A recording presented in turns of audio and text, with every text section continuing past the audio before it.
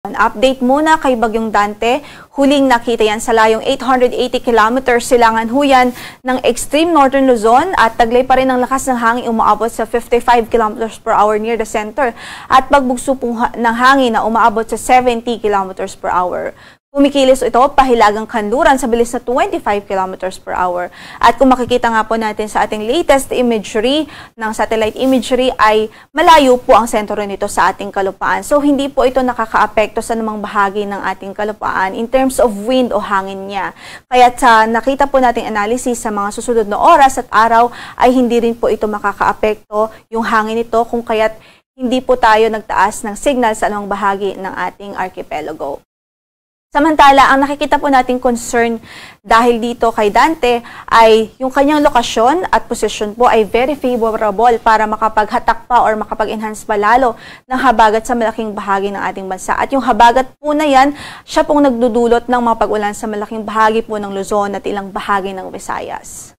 Samantala, update din sa LPA na nasa extreme northern Luzon. Huling nakita yan sa karagatan ng Calayan Islands, Calayan, Cagayan.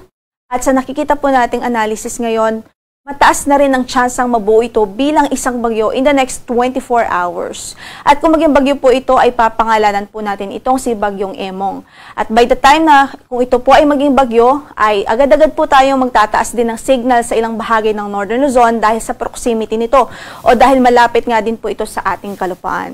So nakikita po natin sa ating analysis, posible po na galing dito sa Balintang Channel ay bababa po ito dito sa may karagatan ng Ilocos Region and then eventually po ay babalik po ito pahilagang silangan. Kaya mag-antabay po tayo sa magiging updates ng Pag-asa dahil crucial po ito at bukod sa signal, posible tayong magtaas ng signal sa ilang bahagi ng Northern Luzon ay maghahatak pa rin ito ng habagat o southwest monsoon. Samantala, meron pang LPA o another low pressure area sa labas ng ating area of responsibility. Huling nakita yan sa layong 2,525 kilometers silangan ng Eastern Visayas. Pero sa kasalukuyan, as you can see po, napakalayo po nito. So, nasa labas pa po yan ng PAR. At sa ngayon, mababa naman ang tsansang pumasok po ito ng ating area of responsibility. Gayunpaman, patuloy po tayo mag-monitor sa magiging updates ng Pag-asa ukol dito. Samantala, para naman sa ating forecast track, in the next 24 hours, posible pa rin ho na nasa layo na po ito ng 685 kilometers hilagang-silangan ng Itbayat, Batanes. And in the next 12 hours or within today din, pwedeng mag-intensify o lumakas pa ito into a tropical storm category. In the next 48 hours, posible po na nasa labas na ito ng ating area of responsibility sa layong 600 kilometers hilagang-silangan huyan ng Itbayat, Batanes. And on the 30 or 72 hours, nasa layo na po ito ng 640 kilometers northeast of Itbayat, Batanes. And even this time na nasa labas na po siya ng PAR, posible pa rin po itong mag-enhance ng habagat na makakaapekto sa malaking bahagi ng Northern Luzon at Central Luzon. On the fourth day naman, nakikita po natin posible maging LPA na lamang ito at nasa layong 660 kilometers hilaga ng Itbayat, Batanes. In effect pa rin ho ang ating weather advisory sa malaking bahagi ng Luzon. As you can see, ay halos buong Luzon nga po may weather advisory at ilang bahagi po ng Western Visayas. So, umpisan natin yung more than 200 millimeters of rainfall. Posible pa rin sa araw na ito dito sa Zambales, Bataan at sa Occidental Mindoro. So, malawakan o widespread na mga pagbaha pa rin ang pwede po maranasan ng ating mga kababayan doon dahil sa halos patuloy na pagulan na dulot ng habagat. Samantala, 100 to 200 millimeters of rainfall naman ang pwedeng maranasan sa araw na ito dito sa Benguet, Pangasinan, Tarlac, Pampanga, Bulacan, Metro Manila, Rizal, Cavite, Laguna at maging sa Batangas. Habang 50 to 100 millimeters of rainfall naman ang pwedeng maranasan doon sa Ilocos Norte, Apayao, Abra, Kalinga, Mountain Province, Ilocos Sur at maging sa La Union dahil po sa epekto ng low pressure area na nasa extreme northern Luzon. At dahil naman sa habagat, possible din ng 50 to 100 millimeters of rainfall sa Ifugao, Nueva Vizcaya, Nueva Ecija, Bulacan, at maging dito po sa Quezon Province, Marinduque, Oriental Mindoro, Romblon, Masbate, Antique, dito sa Iloilo, Palawan, Catanduanes, Camarines Sur, Albay at Sorsogon. By tomorrow, possible pa rin ang matitinding mga pagulan dito po sa Zambales at Bataan dahil pa rin huyan sa habagat. And then 100 to 200 millimeters of rainfall naman ang pwede pa rin maranasan by tomorrow sa Ilocos Sur, La Union at Benguet dahil po sa low pressure area o sa sirkulasyon na nasa extreme northern Luzon. And then dahil sa habagat ay 100 to 200 millimeters of rainfall pa rin ang pwedeng maranasan sa Pangasinan, Pampanga, Bulacan, Metro Manila, Rizal, Cavite, Laguna, Batangas, at Occidental Mindoro, habang yellow naman of 50 to 100 millimeters of rainfall sa Ilocos Norte, Apayao, Abra, Kalinga, Mountain Province, Ifugao, Nueva Vizcaya, Nueva Ecija, Tarlac, dito sa Quezon Province, Marinduque, Oriental Mindoro, Romblon, Palawan.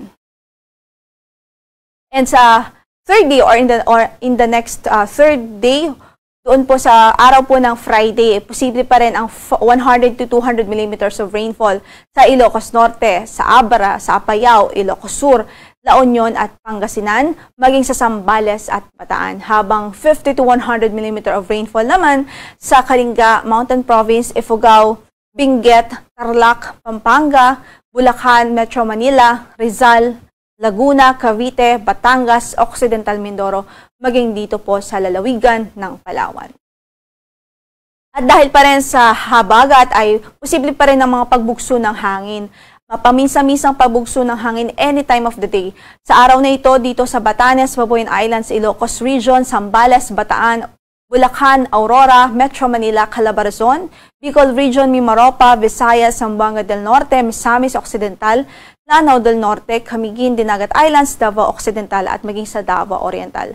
Bukas naman, yung mga pagbugso ng hangin na ito ay pwede ring maranasan sa Ilocos Region, Abra, Benguet, Central Luzon, Metro Manila, Calabarzon, Misamis, Bicol Region, Mimaropa, Visayas, Zamboanga del Norte, Misamis Occidental, Lanao del Norte, Camiguin, Davao Occidental at maging sa Davao Oriental.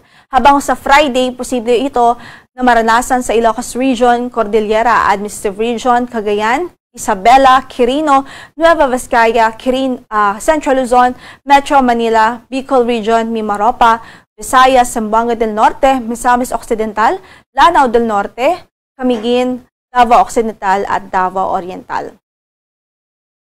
Samantala, wala po tayong gale warning sa ngayon sa anumang bahagi ng ating mga baybaying dagat, pero katamtaman hanggang sa maalon ng kondisyon ng karagatan sa northern at western section ng Luzon, kung kaya't patuloy natin pinag-iingat pa rin ang ating mga kababayan dahil syempre maliban dito sa hangin na ito na katamtaman hanggang sa malakas o sa pag-alon na katamtaman hanggang sa maalong kondisyon, ay masama din po ang ating panahon dahil pa rin sa presence o sa pag-prevail nitong habagat at ng LPA na nasa extreme northern Luzon.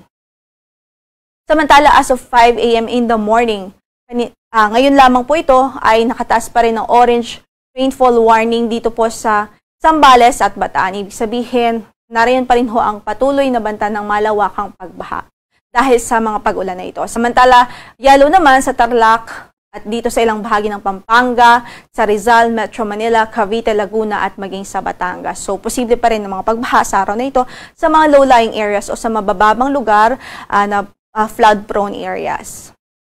Samantala, sa Visayas din po o ilang bahagi ng Mimaropa Region at ilang bahagi ng Visayas ay nakatas din ng orange rainfall warning dito po sa Occidental Mindoro, ilang bahagi ng Occidental Mindoro, partikular sa Lubang, Looc, Paluan, Abra de Ilog, Mamburao at maging sa Santa Cruz. Habang yellow naman po sa ilang bahagi pa o sa nititirang bahagi pa ng Occidental Mindoro. Kahit patuloy pa rin nating pinag-iingat ang ating mga kababayan doon sa Mimaropa Region, Western Visayas at malaking bahagi pa ng Luzon dahil as you can see sa ating forecast po, magpapatuloy pa rin yung mga pag-ulan na dulot ng habagat. Samantalang sa Northern Luzon naman ay mga pag-ulan dulot ng LPA o low pressure area na nasa extreme Northern Luzon. Kaya ingat po, stay vigilant at wag hong maging kampante dahil posible pa rin ang mga pagbaha at pagguho ng lupa.